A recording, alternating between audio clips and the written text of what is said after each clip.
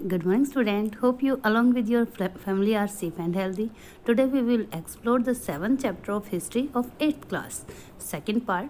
In this, we have already discussed about the explorious and precious contribution of our cotton and textile industry in our past time.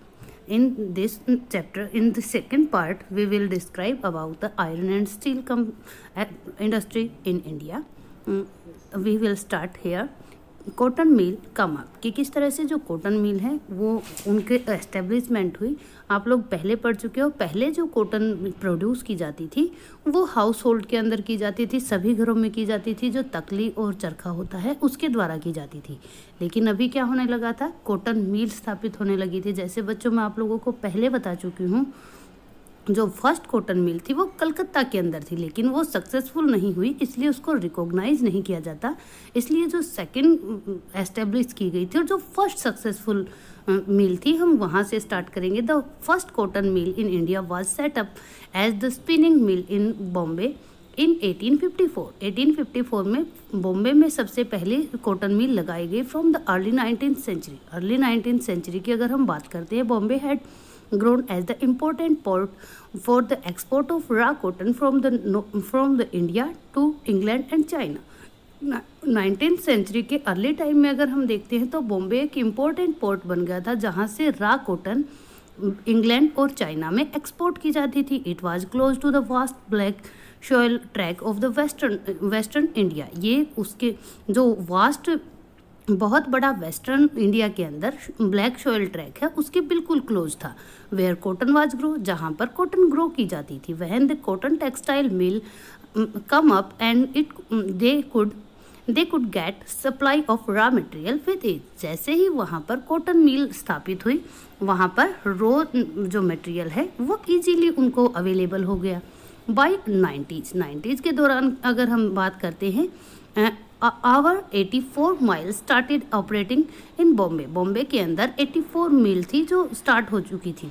Many of these were establish by Parsi and Gujarati businessman. इनमें से बहुत ज़्यादा जो थी वो पारसी और Gujarati businessman जो थे उन्होंने एस्टेब्लिश की थी।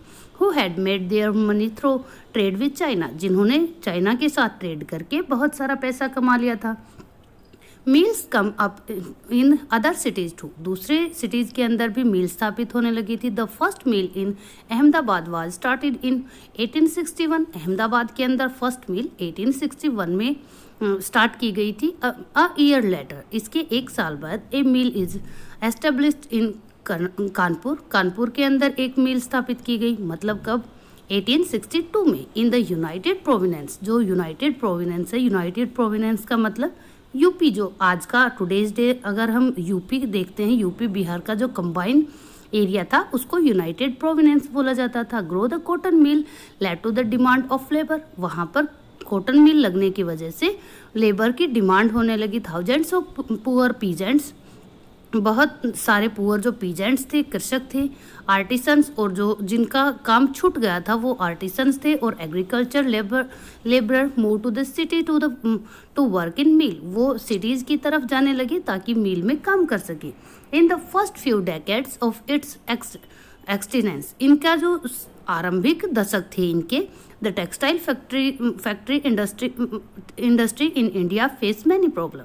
इंडिया के अंदर जो फैक्ट्री वो एस्टेब्लिश की गई थी उनको बहुत सारी प्रॉब्लम फेस करनी पड़ी। It found it difficult to compete with the cheap textile imported from Britain. इनको बहुत मुश्किल हुआ क्योंकि जो ब्रिटेन से कपड़ा आ रहा था वो बहुत ही चीप आ रहा था। इन मोस्ट कंट्रीज, ज़्यादातर कंट्रीज के अंदर government support industries for imposing heavy duty on the import.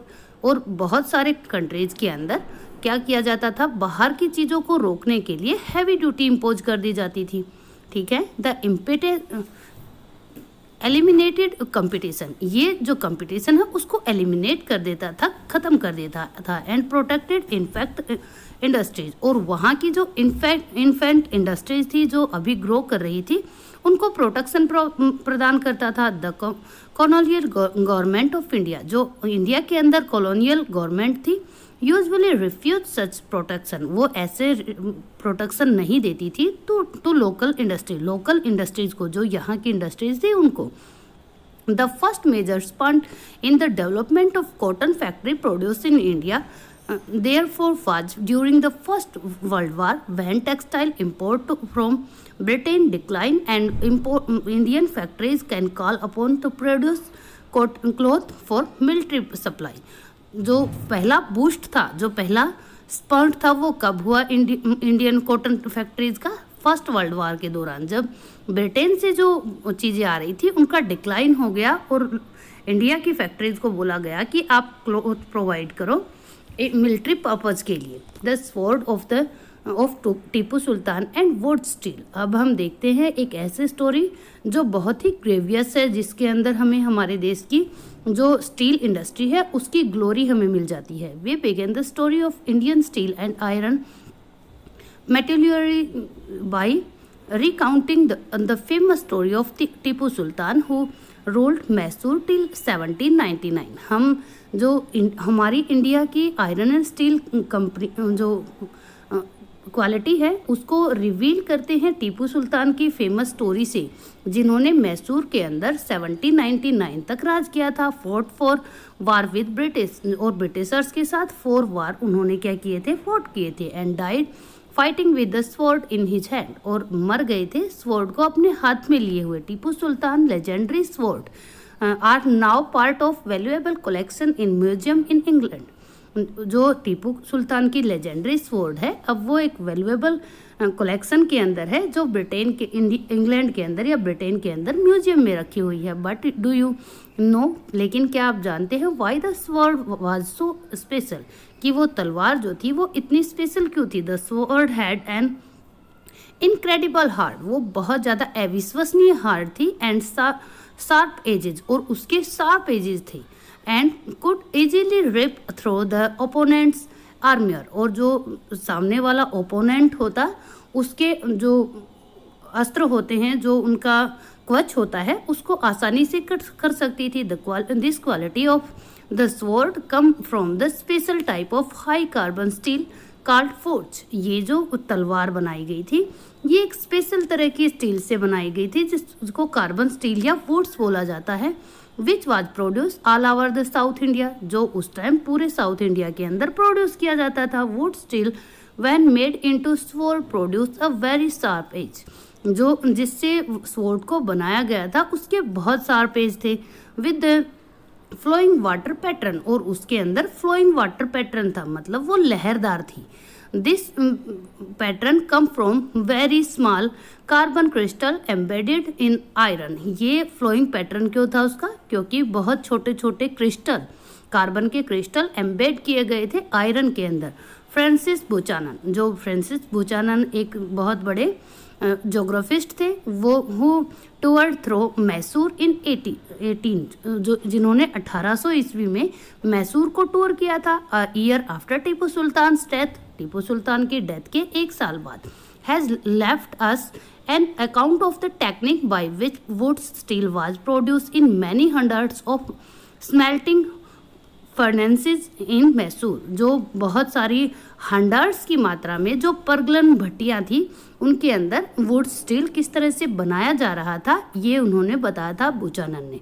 ठीक है, इन दीज फ्रेंचेज, जो ये भट्टियाँ थी, iron was mixed with charcoal, iron को चारकोल के साथ मिलाया जाता, and put inside small clay pot, और छोटी छोटी जो क्ले पोट होती हैं, हांडियाँ जो होती हैं, उनके अंदर रखा जाता। Through and intricate control of temperature, और बहुत उतार चढ़ाव वाला टेम्परेचर को कंट्रोल किया जाता। द स्मेल्टर प्रोड्यूस स्टील इंटोगेट, और जो स्टील को इंटोगेट कर रहे हैं producer, and was used in sword making not just in India. ये सिर्फ इंडिया के अंदर ही नहीं होता था इस पैटर्न से, but in west and central Asia too, और वेस्ट और सेंट्रल एशिया में भी इसी तरह से वुड स्टील जो था उसको बनाया जाता था। वुड्स इन एलिगेसिएट, जो वुड्स शब्द है वो कहाँ से आया?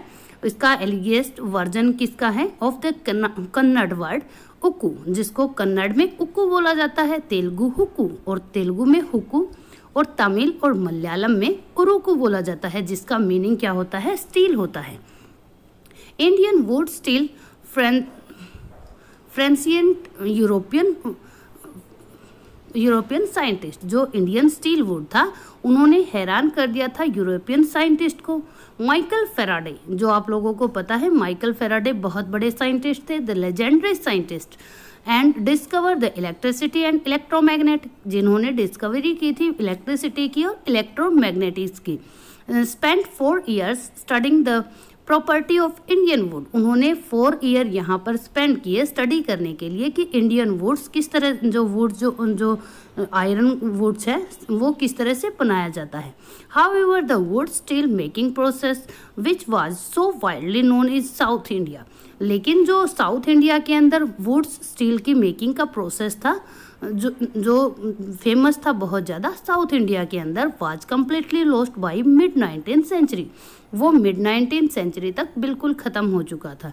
Can you guess why this was so, क्या आप बता सकते हो, क्या आप गैस कर सकते हो कि किस तरह से ये सब चीज़ें ख़त्म हो गई। The sword and armour making industry die with the conquest of India, जो स्वॉर्ड मेकिंग का काम था और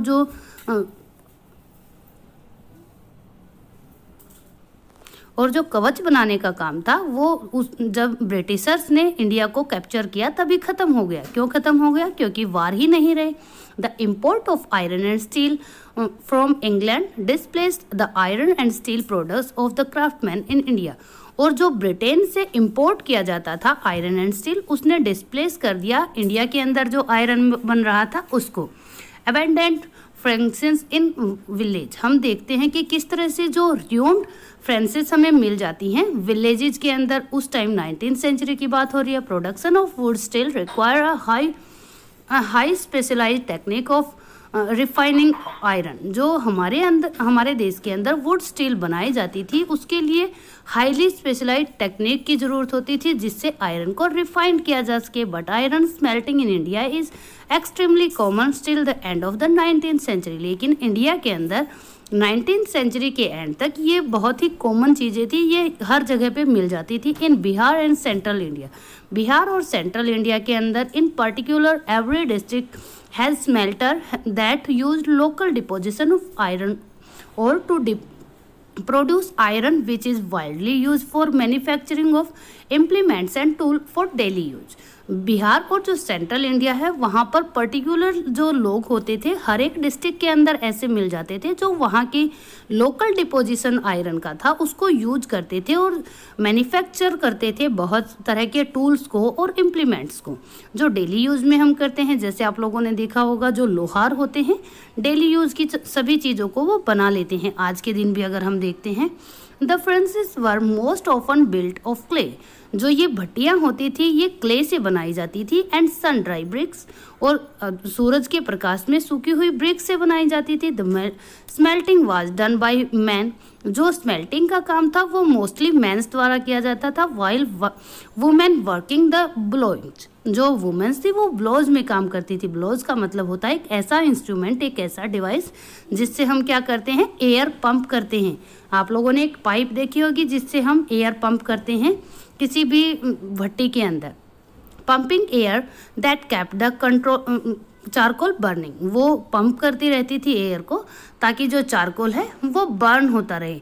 यहाँ पर आपको अग्रिया समाज का एक कम्युनिटी का एक आयरन स्मेल्टर विलेज दिखाई दे रहा है। इसके अंदर हम देख सकते हैं कि किस तरह से 19th सेंचुरी तक आते आते उन्होंने अपने ट्रेडिशनल काम को छोड़ दिया और किस तरह से वो एक रूइंड हो गए थे by the late 19th century. अगर हम लेट 19th सेंचुरी की बात करते हैं, however the craft of iron smelter was in decline, जो क्राफ्टमैन थे वो डिक्लाइन होने लगे, उनका काम डिक्लाइन होने लगा।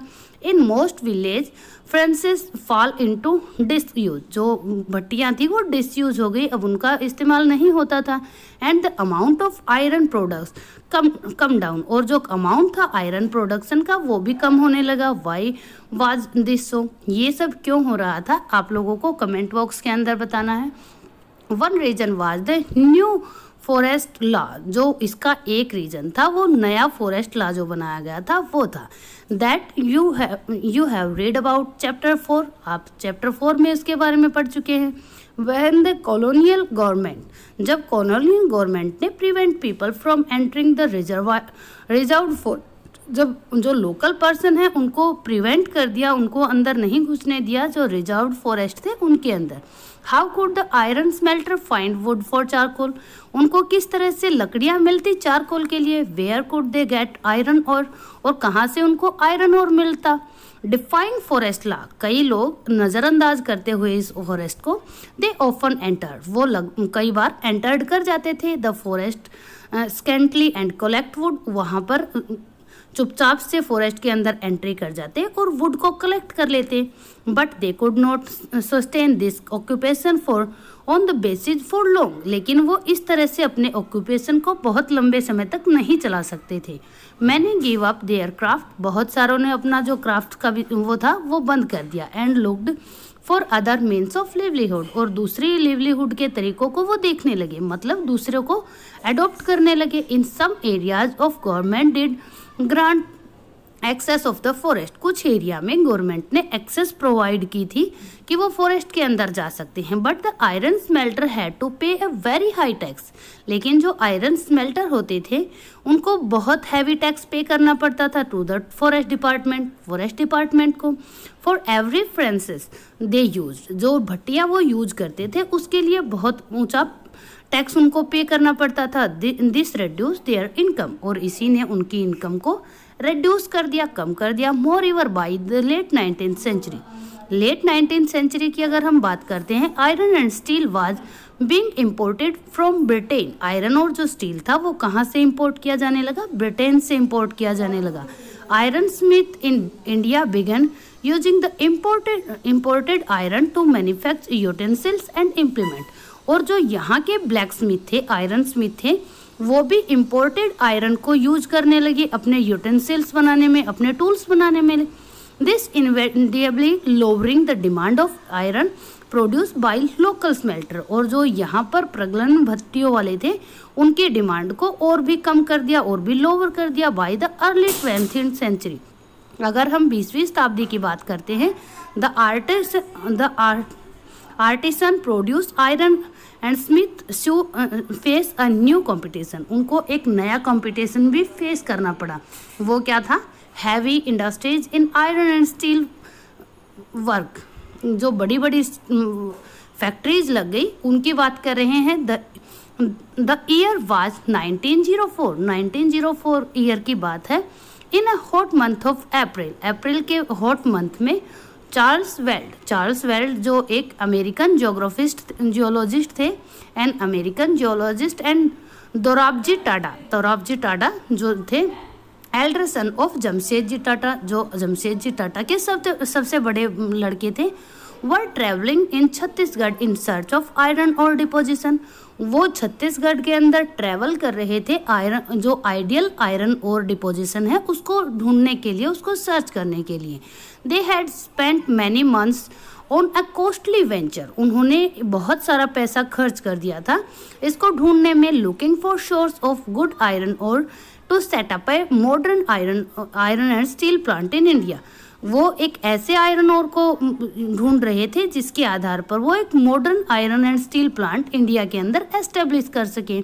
Jamshedji Tata had decided to spend a large part of his fortune to build a big iron and steel industry in India. Jamshedji Tata ने डिसाइड किया था कि वो अपनी संपत्ति का एक बहुत बड़ा भाग आयरन और स्टील इंडस्ट्री में इंडिया में इन्वेस्ट करेंगे। But this could not be done without identify the search of fine quality iron ore, लेकिन ये तब तक पॉसिबल नहीं था जब तक उनको फाइन क्वालिटी का आयरन ओर ना मिलता।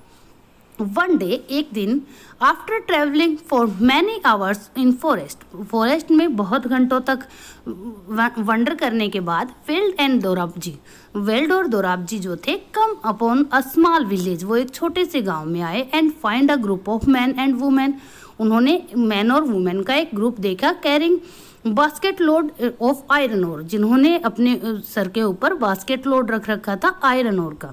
दीज पीपल वर अग्रिया, ये जो लोग थे वो अग्रिया लोग थे, जो हम पिछले पेज के ऊपर भी पढ़ चुके थे।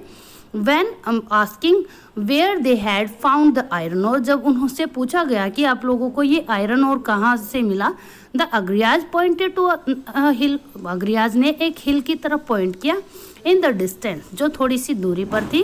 Weld and Dorabji reached the hill after a exhaustive track through dense forest. Dorabji और वेल्ड जो थे वो एक घने जंगल का बहुत थका देने वाले ट्रैक को कवर करके वहाँ पर पहुँचे.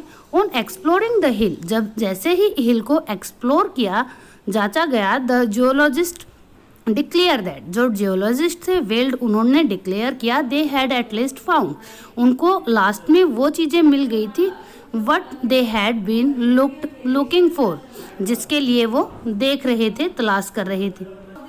Rajhara hills had one of the finest ore in world. Rajhara hills जो हैं वो वर्ल्ड के सबसे फाइनेस्ट ओर्स में से हैं. But they had a problem, there was a problem, लेकिन यहाँ भी एक प्रॉब्लम थी. The region was dry and water necessary for running a factory.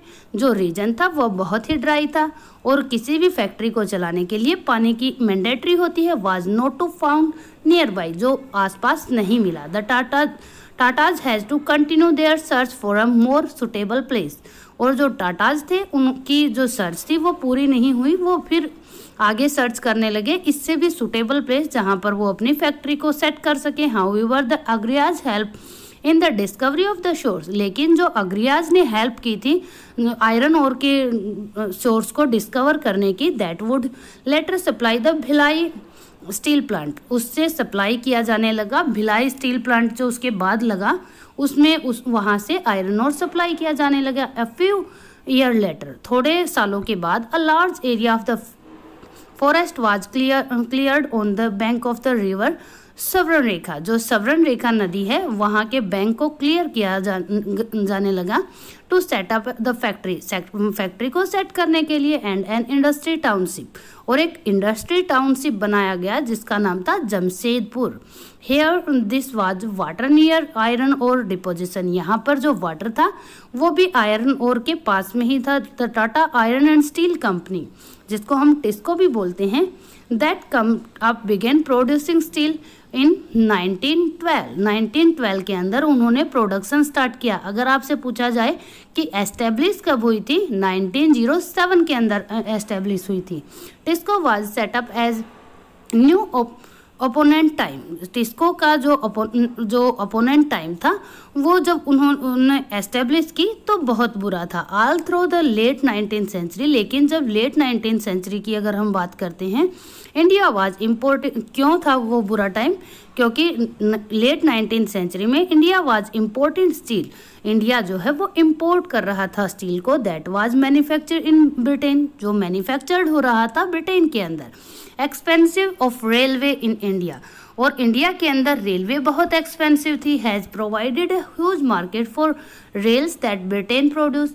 उन्होंने एक ह्यूज मार्केट प्रोवाइड की इंडिया की, ब्रिटेन के अंदर जो प्रोड्यूस किया जा रहा था उसके लिए. तो वैसे ही चीप था, वहाँ से आ रहा था, लेकिन यहाँ पर रेलवे इतनी अच्छी एस्टेब्लिश कर रखी थी ब्रिटिशर्स ने कि वो डोर टू डोर पहुँचाया जा सकता था, छोटे छोटे रीजन्स के अंदर पहुँचाया जा सकता था. फॉर अ लॉन्ग वाइल, बहुत लंबे समय तक British experts in the Indian Railway were unwillingly to believe that good quality steel could be produced in India.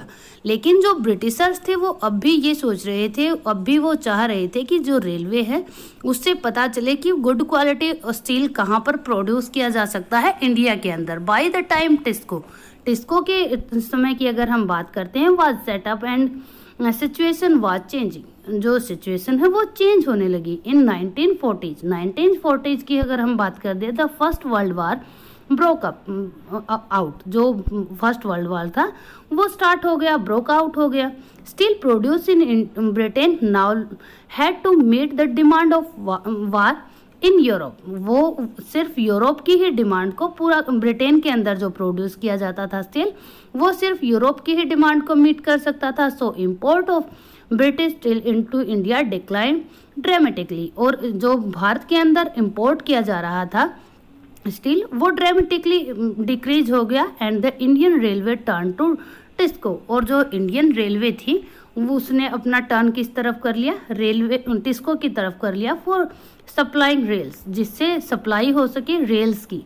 ठीक है, जैसे हमने ऊपर पढ़ा था कि जो रेल्स की सप्लाई थी उसमें बहुत बड़ा पार्ट किसका था, ब्रिटिशर्स का था, लेकिन अभी क्योंकि ब्रिटेन के अंदर जो प्रोड्यूस किया जा रहा था वो सिर्फ यूरोप की ही जो डिमांड है उनको मीट कर पा रहा था, तो अभी इंडियन रेलवे किसकी तरफ टर्न हो गई, टिस्को की तरफ टर्न हो गई। As the war dragged for several years, क्योंकि जो युद्ध था वो काफ़ी टाइम तक ड्रैग होता रहा, TISCO had produce shell and carriage wheel for the war. जो टिस्को है उन्होंने सेल जो होती है और जो कैरेज होती हैं उन कैरेज व्हील होते हैं उनको भी वार के लिए प्रोड्यूस किया बाई 1919 के दौरान की अगर हम बात कर दें, the colonial government was buying 90% of the steel manufacturing bye TISCO.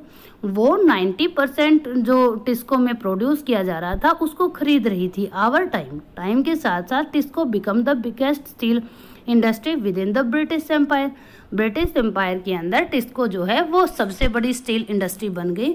In the case of iron and steel, अगर हम आयरन और स्टील के केस की बात करते हैं, as in the case of cotton textile, जैसे कि कॉटन टेक्सटाइल के अंदर हमने देखा था industrial expansion occur only when British import into India decline. यहाँ का जो एक्सपोर्ट है, जहाँ यहाँ का जो मैन्युफैक्चरिंग है वो तभी बढ़ी जब ब्रिटेन से आने वाले सामान डिक्लाइन हो गया।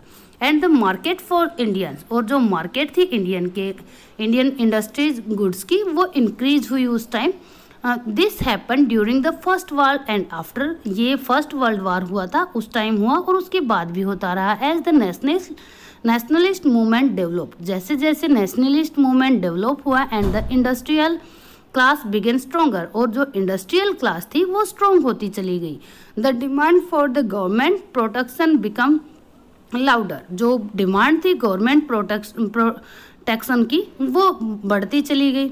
Struggle of to retain its control over India, और जो स्ट्रगल था कि इंडिया को दोबारा से कैप्चर करना है, हम लोगों को दोबारा से हमें अपनी ही सरकार बनानी है। The British government held concern many of this demand to the last decade of the colonial rule. Colonial rule के जो लास्ट डेकेड्स थे उनमें बहुत सारी ऐसी डिमांड थी जो ब्रिटिशर्स को माननी पड़ी ताकि वो यहाँ पर कंट्रोल अपना एक्सेस रख सके, कंट्रोल को एज इट इज़ रख सके। तो यहाँ पर हमारा 7th चैप्टर कंप्लीट होता है। मे बी आप लोगों को बहुत अच्छे से समझ में आया होगा। अगर समझ में आया है तो वीडियो को लाइक कीजिए, चैनल को सब्सक्राइब कीजिए। ओके बच्चों, स्टे हैप्पी, स्टे ट्यून्ड।